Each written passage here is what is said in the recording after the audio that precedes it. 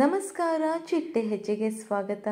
Kannada big boss season 10ರ ಫಿನಾಲೆಯಲ್ಲಿ ಅತಿ ಹೆಚ್ಚು vote ಪಡೆದ ಸ್ಪರ್ಧಿ ಯಾರು ಅಂತ ತಿಳಿಯಲು ಈ ಒಂದು ವಿಡಿಯೋವನ್ನ ವೀಕ್ಷಿಸಿ. ಈ ಬಾರಿಯ ಬಿಗ್ ಬಾಸ್ 10ರಲ್ಲಿ 2 ಸ್ಪರ್ಧಿಗಳು 1 ಕೋಟಿಗೂ ಮೀರಿದ ಮತವನ್ನ ಪಡೆದುಕೊಂಡಿದ್ದಾರೆ. ಹೌದು, ವೋಟಿಂಗ್ ರಿಸಲ್ಟ್ನ ಆಧಾರದ ಮೇಲೆ ತುಕಾಲಿ ಸಂತೋಷ್ ರವರು 6ನೇ ಸ್ಥಾನ, ವಿನಯ್ ಗೌಡ ರವರು 5ನೇ ಸ್ಥಾನವನ್ನ ಪಡೆದಿದ್ದಾರೆ.